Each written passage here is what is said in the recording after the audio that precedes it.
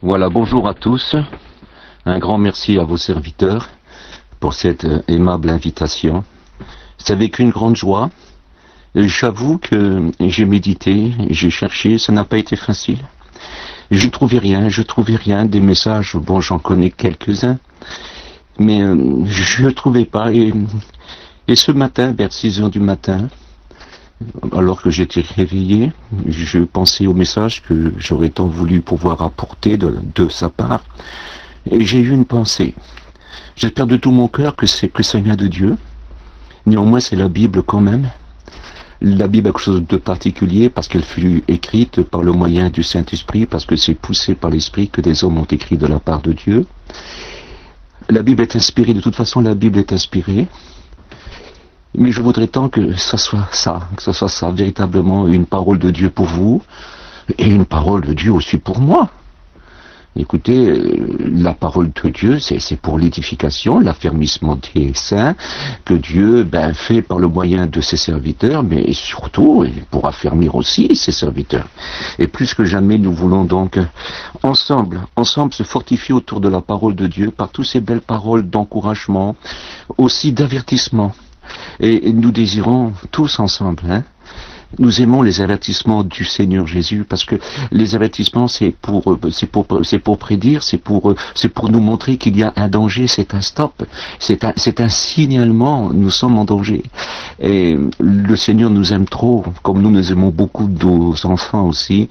Et quand il y a un danger, on ne manque pas de le dire à nos enfants.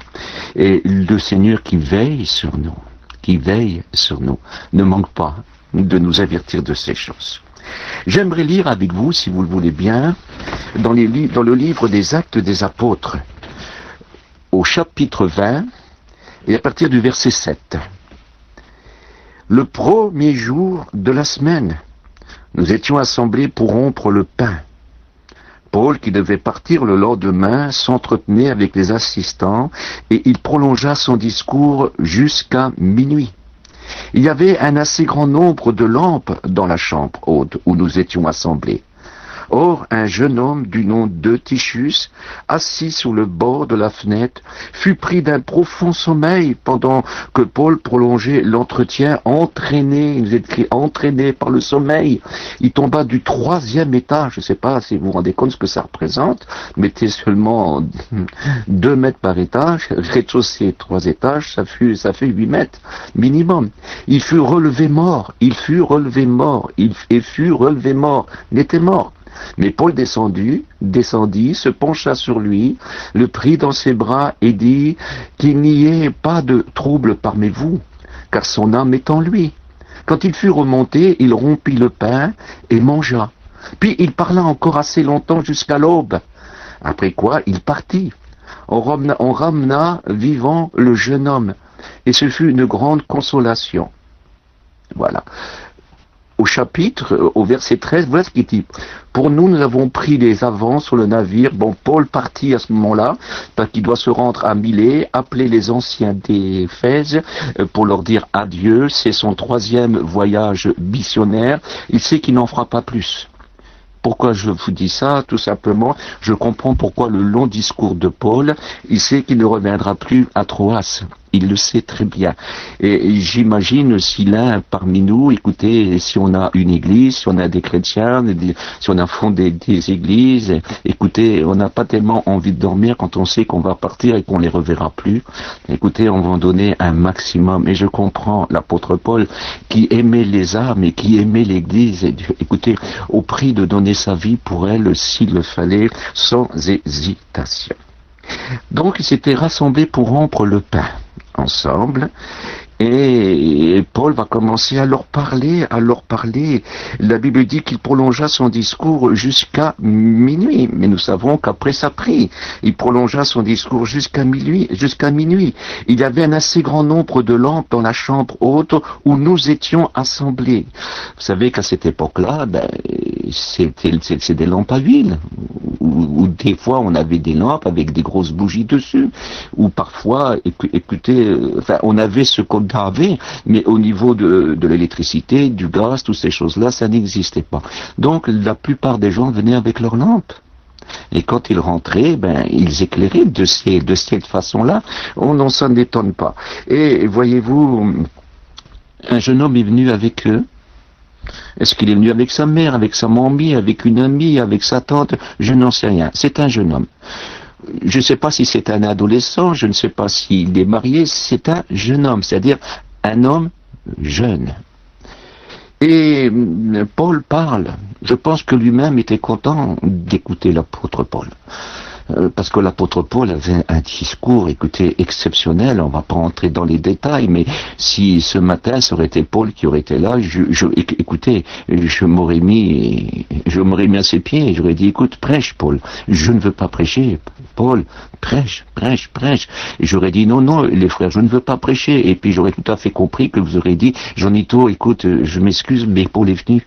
On va lui laisser la place, mais j'aurais dit avec un grand plaisir.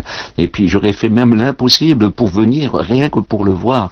Je le dis humblement. Ne vous étonnez pas que parfois on se dérange assez loin pour voir certains hommes, parce que qu'est-ce que voulez-vous?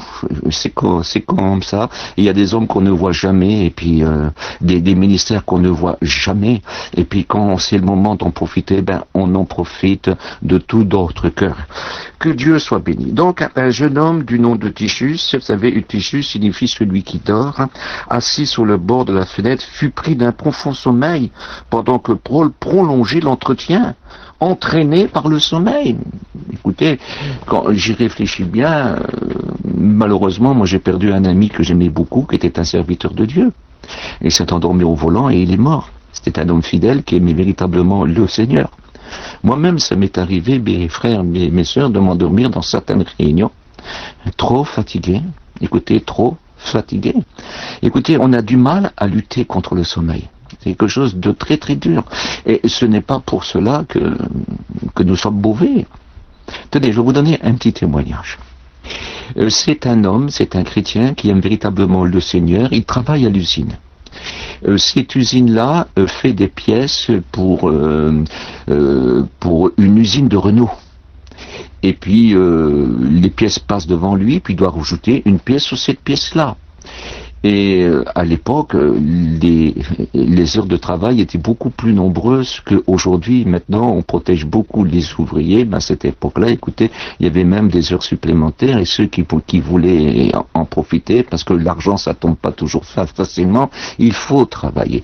Mais ce qu'il y a, le tapis qui passe devant vous, en vous mettant des pièces devant vous et que vous mettez une pièce dessus, écoutez, on peut le faire aller plus vite. Et plus qu'on fait de pièces, écoutez, plus que l'usine peut vendre ses pièces, et en plus que votre salaire est plus grand.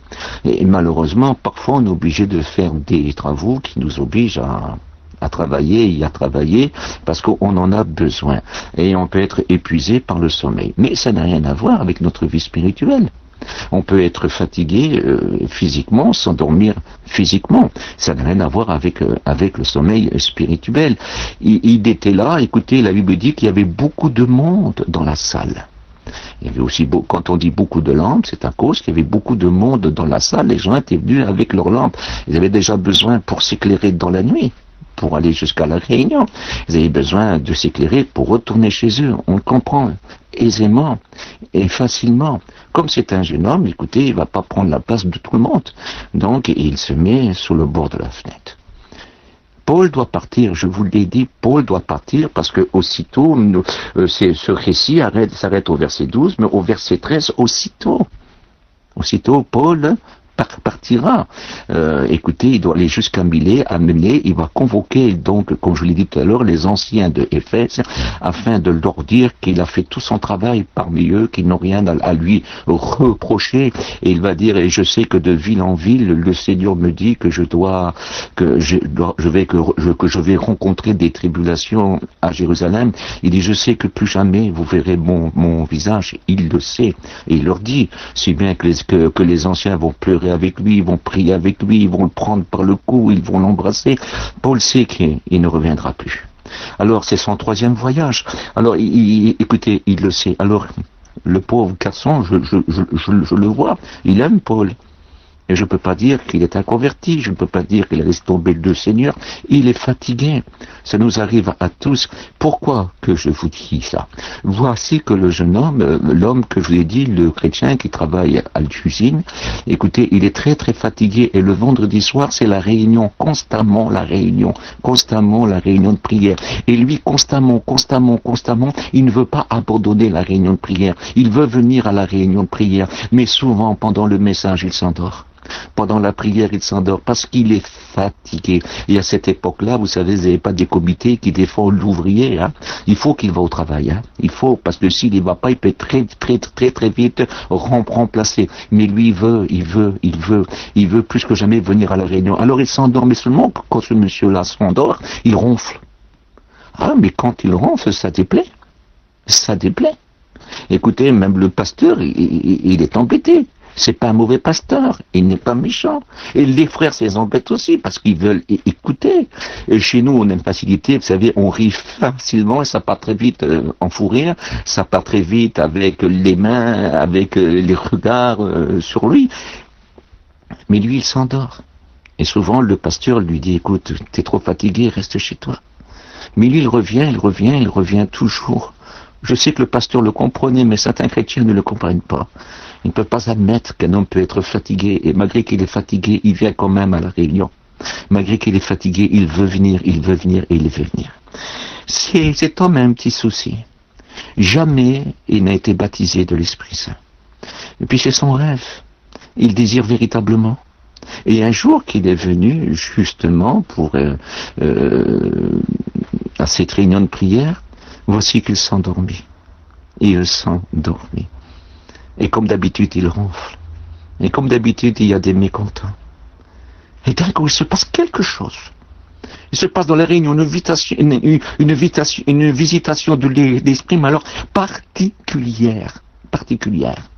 Et voici que cet homme-là, dans son sommeil, d'un coup, il est réveillé par la puissance de l'esprit. Et voici qu'il commence à parler en langue. Le Seigneur l'a baptisé du Saint-Esprit. Parce que le Seigneur ne regarde pas à l'apparence. Il regarde à l'effort, il regarde au cœur, il regarde à la consécration, il regarde à la prière, il regarde à l'amour qu'on a pour lui. Oh mes amis, c'est pas toujours simple. La vie n'est pas toujours simple. La vie n'est pas toujours facile. Et si nous commençons à regarder à l'apparence, nous allons se tromper par de faux raisonnements.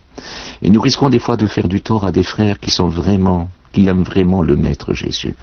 Nous devons aller plus loin, et puis si nous rencontrons quelqu'un qui serait faible, on n'a même pas envie déjà de le rejeter. On a plutôt envie de prendre soin des faibles, comme la parole de Dieu nous l'ordonne. Dieu est bon, il connaît les cœurs. Ce que je voudrais vous dire, c'est qu'il vous connaît à tous. Il vous connaît à tous profondément. Il connaît votre cœur, il connaît vos pensées, il connaît vos actions avant même que vous pensez ou vous pratiquez ces actions. Il connaît tout depuis tous les temps, parce que le Seigneur, écoutez, ne traverse pas les temps comme nous. Lui, il est dans tous les temps en même temps. Il est à l'infini dans tous les sens de l'éternité et de l'infini. Il est à l'infini, à l'infini, à l'infini, à l'infini, à l'infini.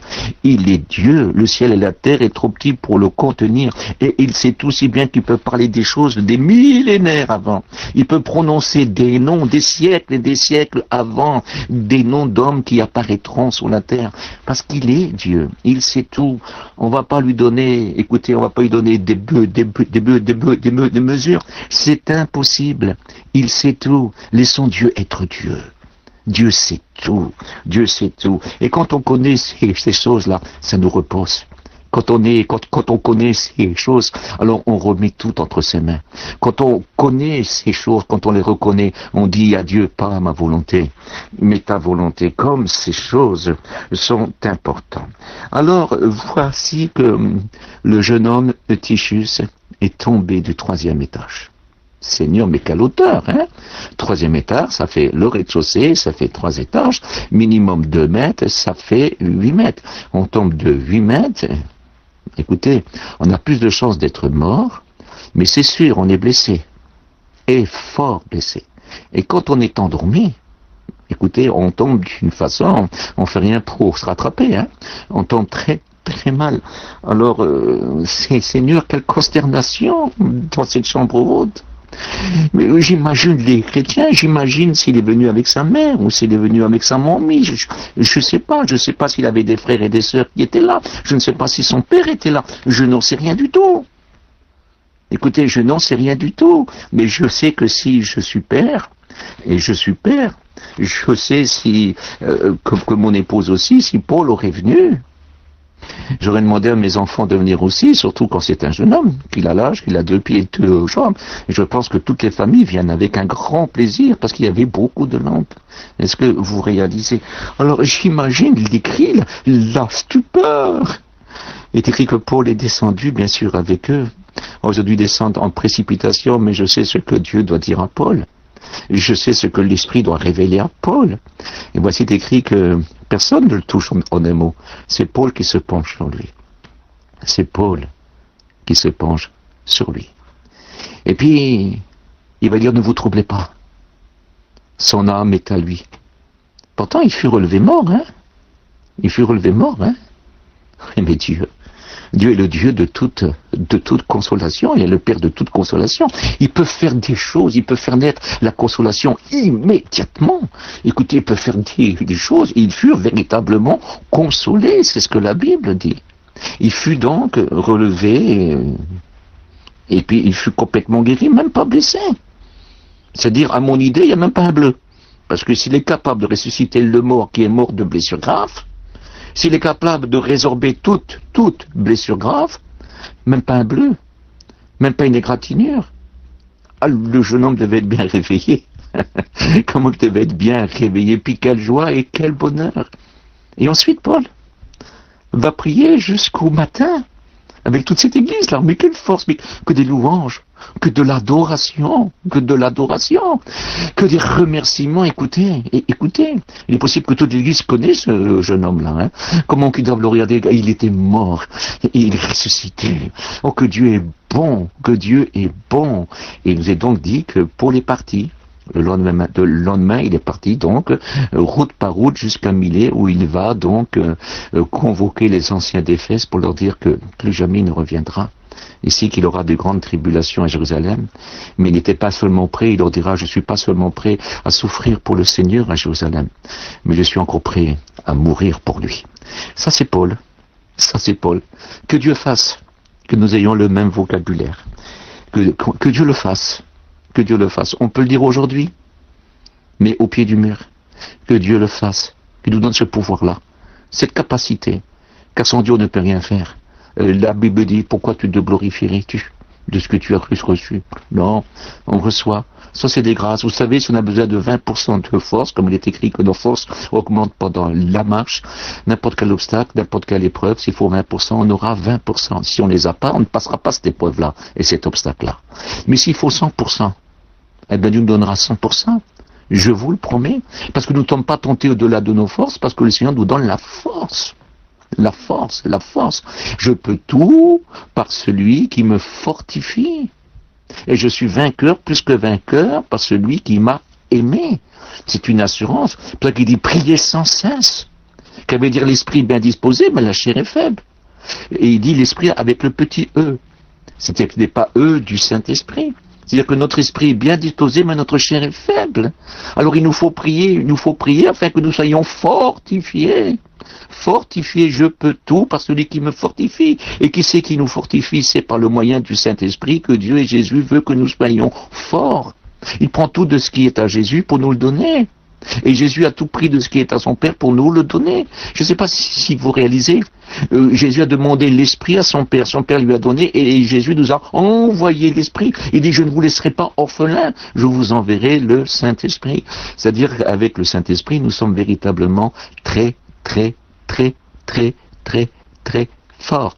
Je recommence. Ce n'est pas de la prétention, hein. C'est celui qui est avec nous qui est plus fort que celui qui est contre nous. Avec le Saint-Esprit, nous sommes très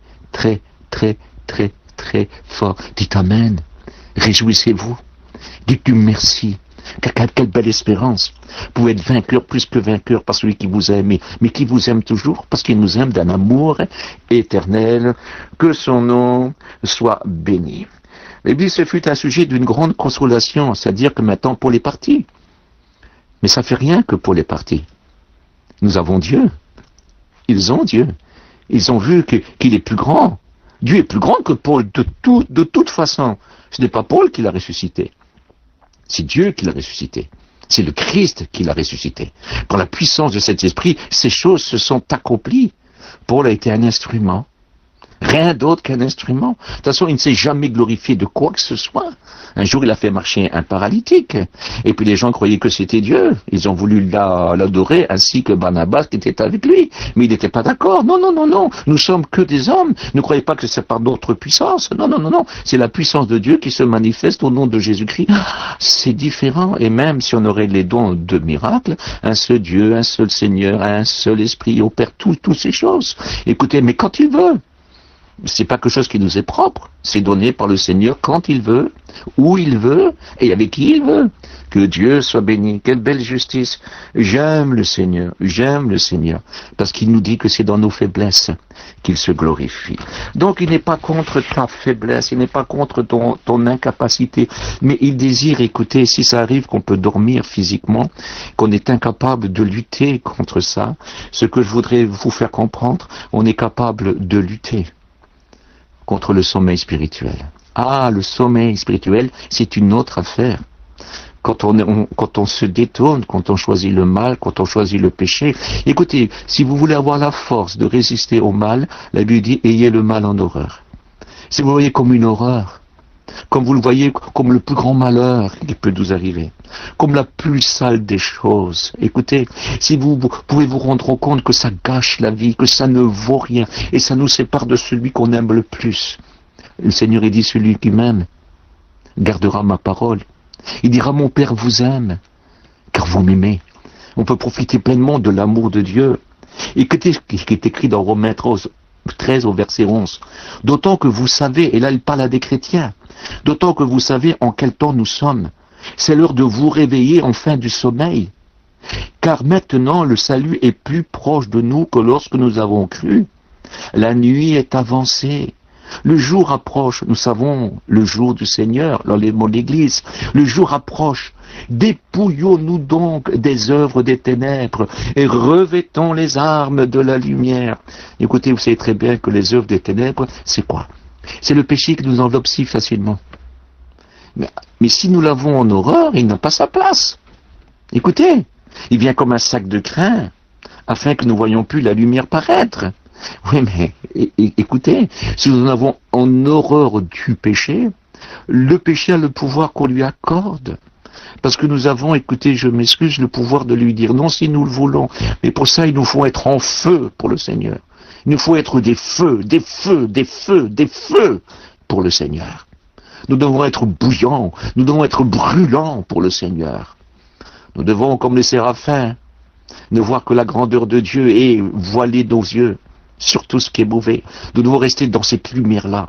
Oh, que cette lumière-là nous aveugle, afin qu'on ne voit plus rien d'autre. Parce que quand on est aveuglé, on ne voit plus rien d'autre que ce qui nous aveugle. Est-ce que vous comprenez? Que nous ayons les mains là sur nos yeux, parce que nous sommes aveuglés par le Seigneur. Qu'on ne sait plus rien voir d'autre. Rien voir d'autre. Il faut que nous ayons aussi nos pieds couverts. Nous devons faire attention. Ils ne vont pas n'importe d'où. Ils vont, le Seigneur veut. Et puis que nous ayons comme les séraphins, avoir nos ailes déployées pour être prêts à son service. Ils allaient dans tous les sens dans le temple, ils allaient dans tous les sens, prêts au service, avec humilité, avec crainte de faire le service mal, et puis ils allaient dans tous les sens. Oh, qu'est-ce que c'est beau, quelle belle image pour les serviteurs et les servantes du Seigneur, quelle belle image pour les chrétiens et les chrétiennes. Je vous promets, car nous sommes sel, lumière, ah oui, oui, car nous sommes témoins, parce que nous sommes une église, le temple du Saint-Esprit, et dans le temple il n'y a rien d'autre que la puissance de Dieu. Il n'y a rien d'autre que la gloire. C'est pas comme une autre maison habitable, le temple. Ce n'est pas pareil. Le temple, c'est Dieu, c'est Dieu, c'est Dieu. C'est Jésus, Jésus, Jésus, le Saint-Esprit. Quelle importance, quelle importance.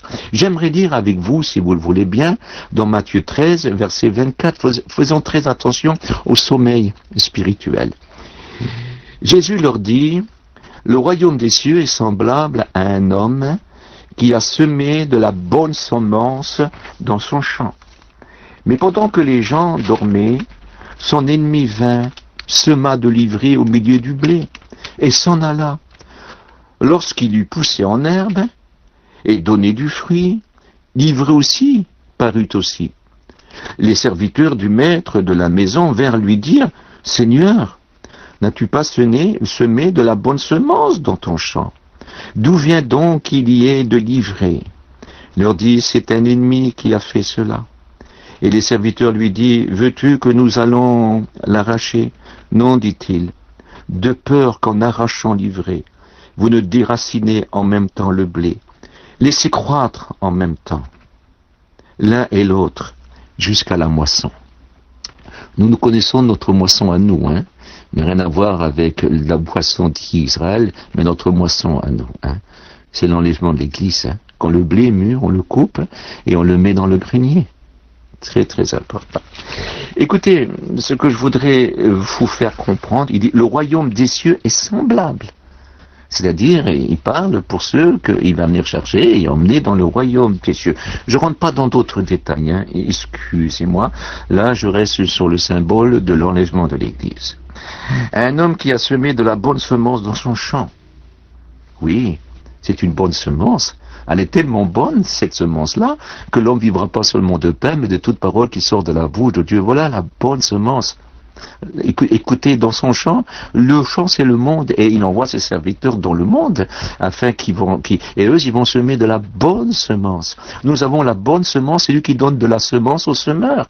Il envoie ses serviteurs, mais il envoie aussi ses servantes. Tout le monde n'a pas un ministère, mais tout le monde est témoin, sel et lumière. Nous sommes, écoutez, tous des porteurs d'eau, et nous sommes là pour éveiller, parce que s'il y aurait que les ministères, pour emmener des âmes à l'église, il n'y en aurait pas tellement. C'est nous qui emmènent nos familles, c'est nous qui emmènent nos amis, c'est nous qui rencontrons, écoutez, des gens et qui leur parlent du Seigneur. Oui, excusez-moi, je pense que ça vient du récepteur. Je m'excuse, hein. Ce que je voudrais vous dire, qu'une bonne semence a été semée dans le champ par le moyen des serviteurs de Dieu et par le moyen du témoignage de l'Église qui attire des gens à l'Église, les emmenant aux serviteurs de Dieu afin qu'ils les édifient, écoutent et qui prennent soin d'eux en les instruisant et les affirmant. Mais pendant que ces gens dormaient, faut faire attention, il dit veillez et priez. Veiller, c'est la nuit comme le jour. C'est-à-dire qu'on va s'endormir en étant satisfait d'un travail bien fait et en priant. Pendant qu'il dormait, la première des choses, c'est son ennemi qui l'avait fait. C'est l'ennemi de Dieu. Mais aussi, c'est notre ennemi à nous. Le diable n'est pas partout, mais ses démons sont partout. Et puis partout où le diable il va semer, où ses démons sont, ils vont semer. Les démons sont sur la terre entière. Ils sont plus nombreux que les hommes, je vous le garantis. Et puis, ils vont semer chez les faibles. Ça s'attaque toujours aux faibles. Ça s'attaque toujours, écoutez, à ceux qui ont du mal à avancer, à ceux qui tardent, à ceux qui commencent à négliger, à ceux dont l'amour est baissé, à ceux qui deviennent tièdes. Et tiède, c'est un mélange de chaud et de froid. Ne nous mélangeons pas. Ne nous conformons pas au siècle présent.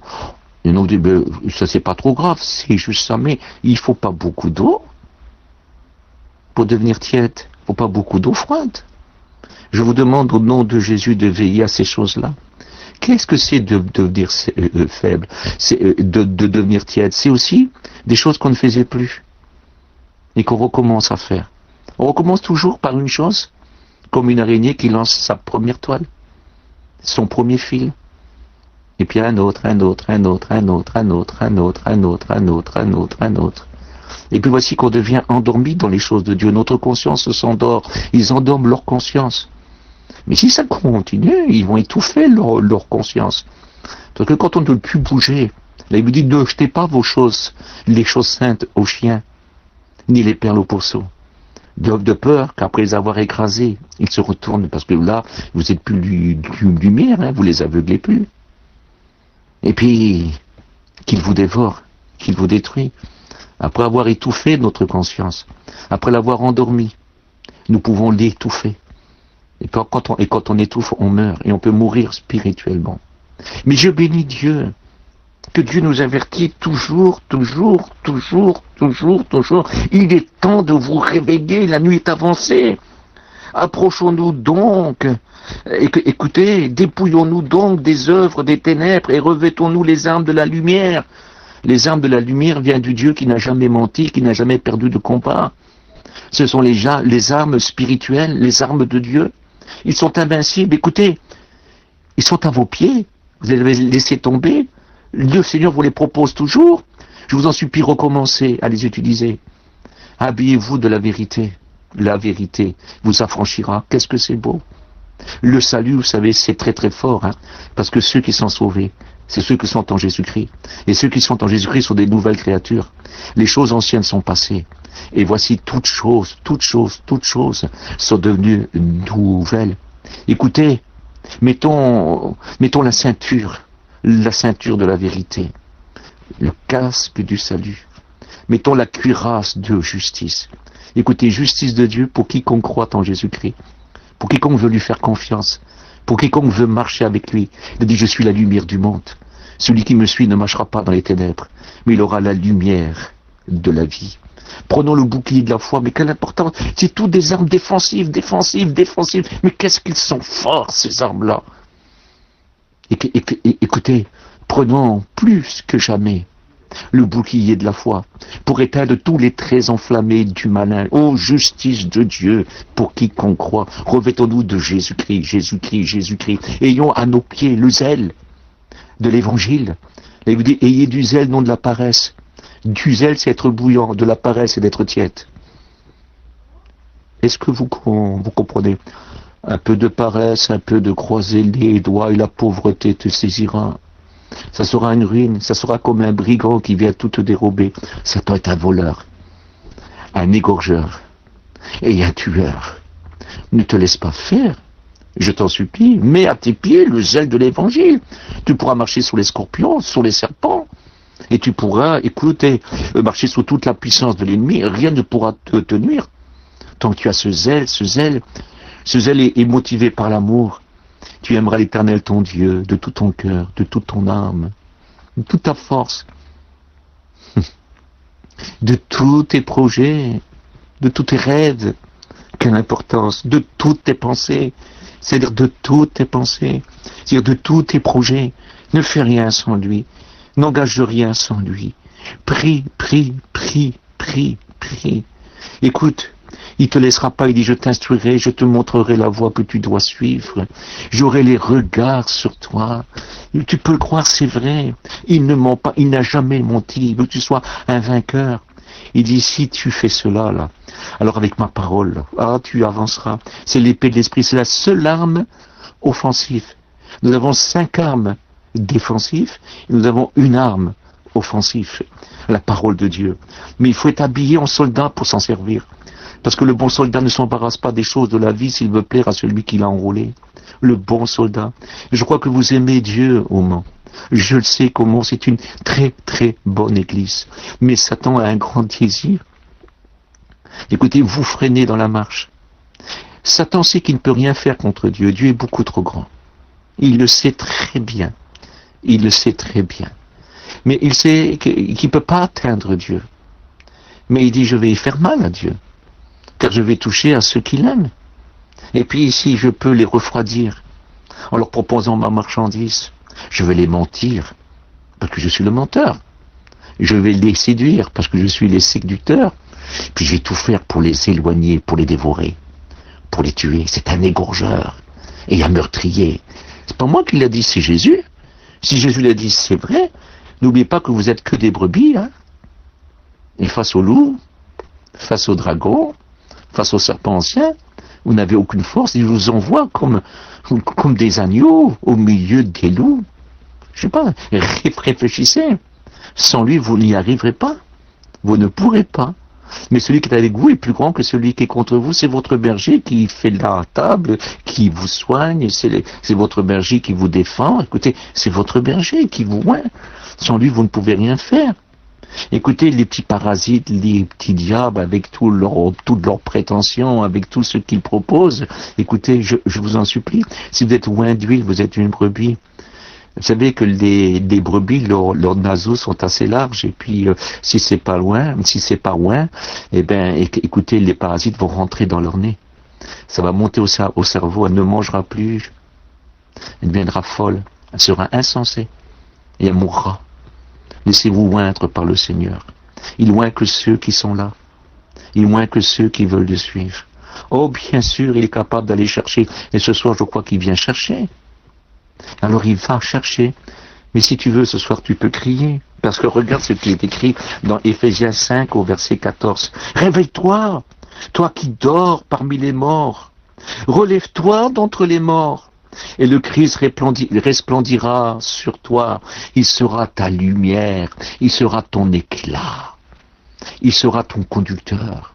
Jésus est le chef suprême de l'Église.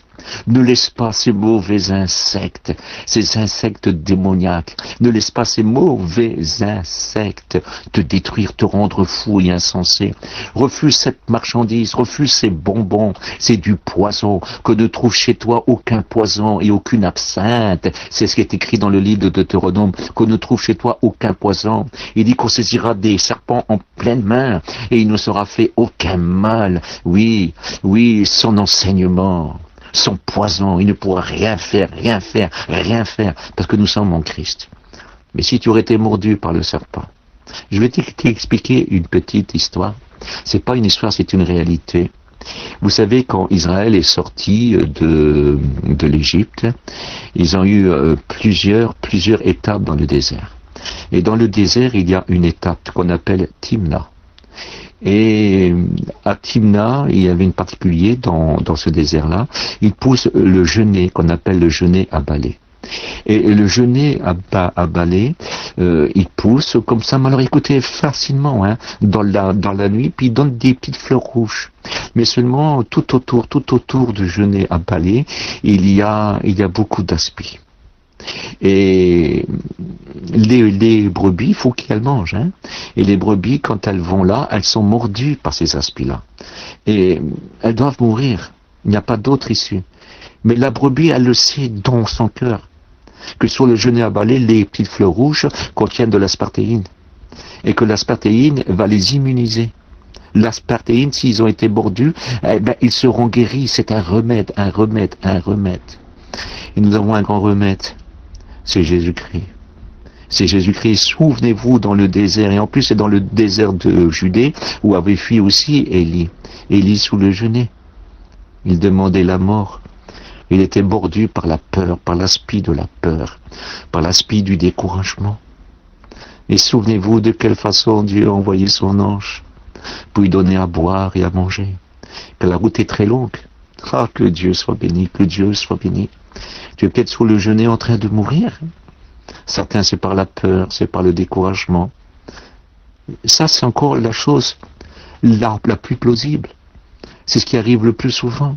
Je suis un bon chrétien, je fais pas de mal, j'aime le Seigneur de tout mon cœur, j'ai des soucis, je n'en peux plus, Seigneur, je veux mourir, je n'ai plus la force, j'ai pas envie d'aller à la clinique, écoute Seigneur, je n'en peux plus. Ça ne t'est jamais arrivé? Je m'excuse, ça m'est arrivé. Et je pleure dans mon petit coin. Mais il y a Jésus. Il dit, je serai avec vous tous les jours jusqu'à la consommation des temps. Et il y a Jésus. Et puis il me nourrit. Sa parole est un pain. L'homme ne vivra pas seulement de pain. Alors quand on regarde à la manière du pain du monde, c'est-à-dire les désespérés, ceux qui n'ont pas de repère, ceux qui n'ont pas de porte à frapper, où on ne pourra pas les recevoir. Jésus, qu'est-ce qu'il a dit le maître? Celui qui cherche trouve, celui qui frappe à la porte, il ouvrirait, et celui qui demande, il recevra. Et notre plus grand souci, notre plus grand besoin, c'est de recevoir de Jésus-Christ. Écoutez, les portes de ce monde ne donneront que le pain de ce monde. Mais la porte de Jésus-Christ, c'est pas un client qui nous ouvrira, c'est Jésus, le sauveur du monde, le bon berger. Quand sa brebis est blessée, il la porte sur ses épaules, il en prend soin, il la soigne. Si elle est toute petite, si c'est un petit agneau, eh bien écoutez, il va lui donner à boire, il va lui donner du lait, le lait de la parole de Dieu, le lait pur des enfants de Dieu. Et si c'est une brebis déjà assez âgée, il y aura de la nourriture solide, Il faut que nous croissons. Notre croissance n'est pas encore finie. Il dit quand le Seigneur apparaîtra, quand le parfait apparaîtra, ce qui est partiel, c'est-à-dire imparfait, ce qui est limité, disparaîtra, car alors nous serons comme lui. Vous le croyez ça? Pas moi qui le dis, c'est la Bible. Alors je vous demande, écoutez, de prendre courage. Je répète, réveille-toi, réveille-toi, mon frère, ma sœur, toi qui es bien-aimé de Dieu. Celui que tu aimes, celui qui t'aime, écoutez, qui ne se refroidit jamais dans son amour, qui n'est jamais tiède, lui, qui n'est jamais tiède. On sait que tu as fait peut-être des choses qu'il ne faut pas, je n'en sais rien. Peut-être que des frères se découragent, des pasteurs se découragent, je me suis déjà découragé, moi, sur certains frères et sœurs. Et je dis, c'est foutu, c'est foutu. Mais écoute, si tu voudrais crier le maître, lui, c'est pas Juanito. Le bon maître, s'il t'appelle Jésus, parce que lui, il te cherche, il t'appelle. Quand la brebis est tombée dans un fossé, et il y a des fosses que Satan dresse, on l'appelle la fosse de la destruction, la fosse de Satan, le destructeur. Mais quand il attend sa brebis, il vient, puis il la sort, lui, de la fosse de la destruction. Il y a plein de passages dans le livre d'Ésaïe qui nous rappellent ces choses-là. Alors je voudrais de tout mon cœur qu'il entende ta voix. Fais ta petite prière secrète. Tu peux avoir une vie secrète aussi, qui n'est pas forcément séduisante. Je ne sais pas, écoutez, moi je prêche, je n'ai pas de révélation, je prêche. Mais vous savez que le mal commence toujours par une pensée. Et tu peux avoir, écoute, des pensées un petit peu bizarres depuis un certain temps. Parce que, après tout, le péché, comment il vient? Oui, c'est par la convoitise. Et la convoitise va faire naître le péché. Et le péché va produire la mort. Mort signifie séparer. Il va nous séparer. Alors écoute-moi bien. Tu n'es pas obligé de tout dire à tout le monde. C'est dans ton cœur. Le maître sait. Le berger cherche sa brebis. Et puis si tu cries à lui ce matin, humblement, Seigneur, viens à mon aide. Je suis dans la fosse de la destruction. Seigneur, pardonne-moi. Écoutez. Le Seigneur le fera.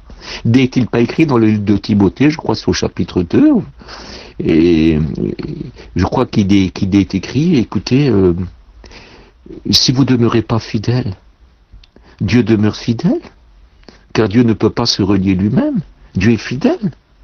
Dans l'Apocalypse au chapitre 19, quand il viendra combattre ses ennemis, il est écrit qu'il est marqué sur lui, fidèle et véritable. Fidèle et véritable. Oh, que son nom soit béni. Mes frères, mes sœurs, je ne veux pas aller plus loin. Tout simplement vous dire que ce matin, au travers de ce message-là, Dieu cherche la brebis qui s'est égarée. Aussi, de vous dire, vous les chrétiens, vous êtes tous des chrétiens égarés pour certains et d'autres des chrétiens fidèles. Ils n'ont peut-être rien à se reprocher ce matin. Dieu veut vous dire que vous êtes fort aujourd'hui parce que vous regardez à lui, parce que vous êtes attaché à lui. Alors vous portez beaucoup de fruits, mais faites attention à demain. Faites attention aux séducteurs, aux menteurs, aux voleurs, à l'égorgeur, aux destructeurs. Il ne fait pas de cadeau. Il s'est fait une promesse. Écoutez, il vient avec une grande colère, mais pas contre Dieu. Non, pas contre Dieu. Contre sa postérité, contre les enfants de Dieu. Il a une colère sur les enfants de Dieu. Comme il a une grande colère sur Israël. Mais il a une grande colère sur les enfants de Dieu. Je vous en supplie, mes frères, mes sœurs, veillez et priez. La chair est faible. Même si votre esprit avec le petit E est bien disposé, la chair est faible. Il vous faut le grand Saint-Esprit avec vous. Que Jésus vous accorde. Que le Père vous accorde. Je vous en supplie. Je vous en supplie, au nom de Jésus. Écoutez, personne ne peut plus rien faire, tout va selon votre décision à vous. Et je sais que vous êtes sages, parce que je sais que l'église du Mans est une bonne église, où l'enseignement est saint et véritable. Que Dieu vous bénisse. Amen.